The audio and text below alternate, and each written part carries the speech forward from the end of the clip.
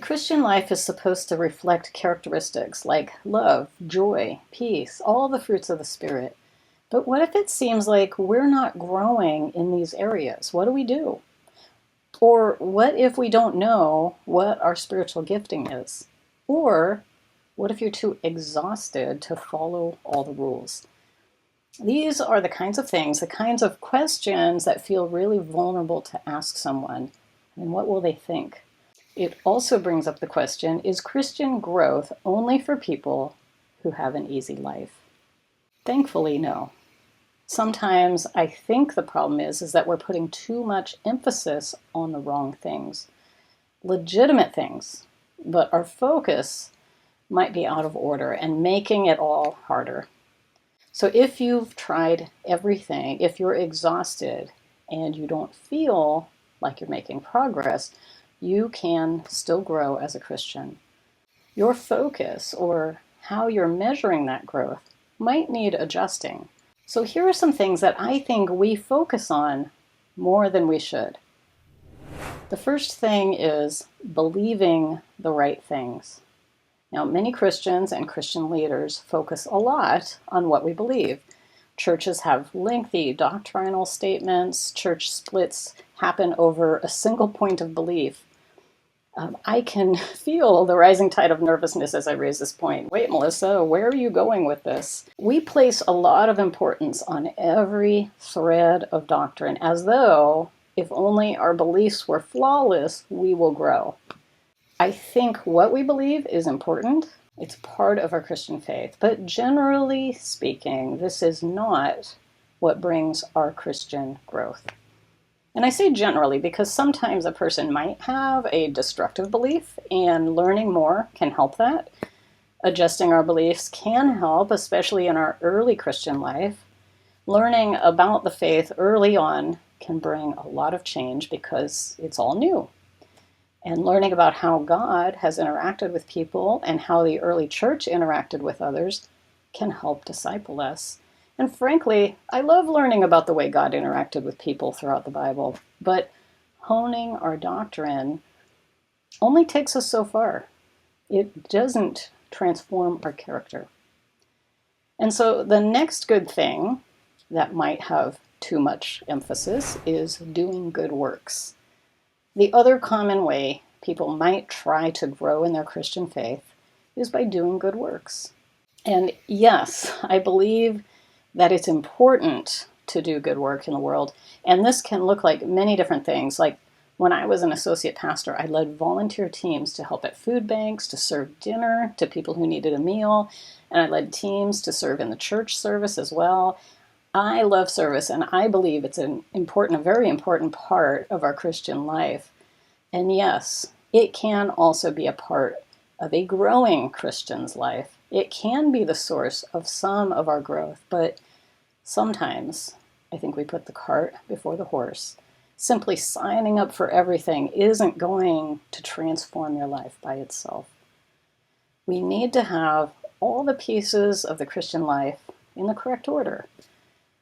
So if we're focusing too much on what we believe as the foundation of our growth, it can look like this, with doctrine at the hub in the middle, and then spokes coming out that would look like rules or good works or Bible study or going to church or apologetics, like things that kind of stem out of that doctrine or that focus on doctrine.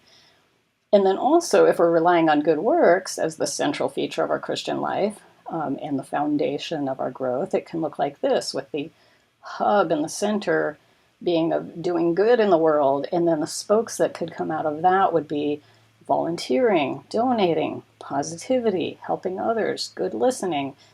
And so that might be what naturally flows out of having a central focus on good works. Both of these pictures produce good things, but will fall short of deep character transformation by themselves. So what am I suggesting here? I am suggesting that we look at the metaphor that Jesus used of the vine and the branches. Jesus told the disciples that he is the vine and they are the branches. And he told them that they cannot bear fruit unless they abide in him. And if they do abide in Jesus, they will bear much fruit. And in this context, the fruit would be like their growth, their spiritual growth, the things that they do in the world. It's the fruit of their lives, comes out of abiding in Jesus. But this is a metaphor. I mean, what does it mean in real practical life? And wouldn't it be covered in the first picture where the doctrine is in the middle and all those spokes coming out of doctrine, abiding in Jesus would be a doctrine, right? That would be one of those spokes. But I don't think that's enough. So let's break down the metaphor. I'll start with the straightforward part, the fruit that we bear with Jesus as the vine and us as the branches. In Galatians, Paul describes the fruit of the Spirit as love, joy, peace, patience, kindness, goodness, faithfulness, gentleness, and self-control.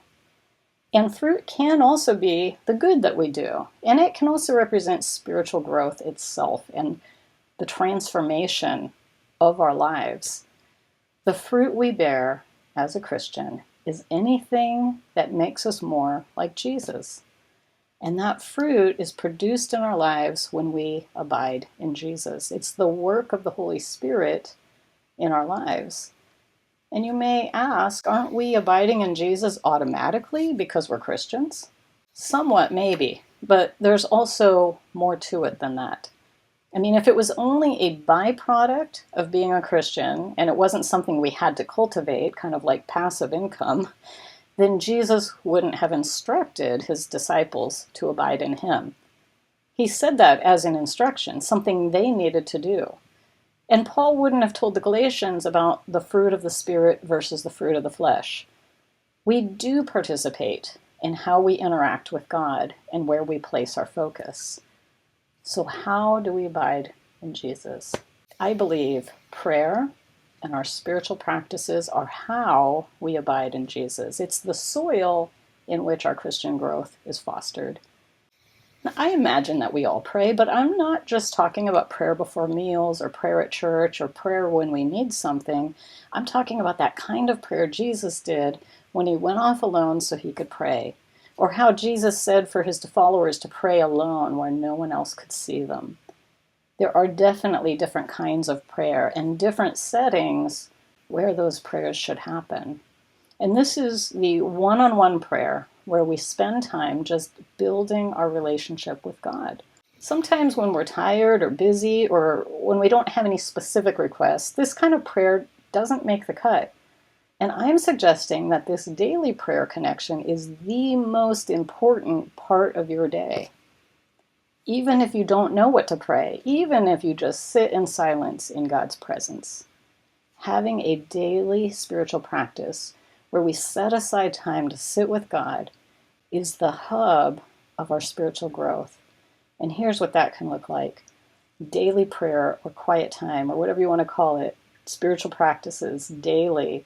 And the spokes coming out of that could be doctrine, good works, church, community, character transformation, a deep relationship with Jesus. Everything coming out of that daily connection with God will include the other things and more. All of these good things in our Christian life grow out of our relationship with God. They grow out of abiding in Jesus.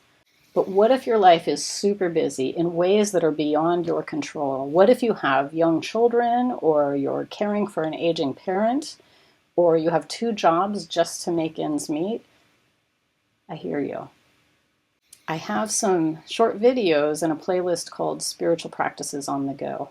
And I made these to give very busy people ideas on how they can work an intentional prayer practice into their busy lives, even when they don't have extra time. And it doesn't have to be super long. The connection is more important than the length of time. Something like breath prayer or the prayer of examine that has defined steps might be the way to start if you feel overwhelmed. The important part in all of this is the repetition. Choosing a practice that you resonate with and doing it over and over until it's something you don't even have to remind yourself to do. It's just what you do. Sometimes it might feel like it's not as spiritual if you have to concentrate on making it a habit, or if you're constantly having to bring your thoughts back to your prayers. That can feel discouraging.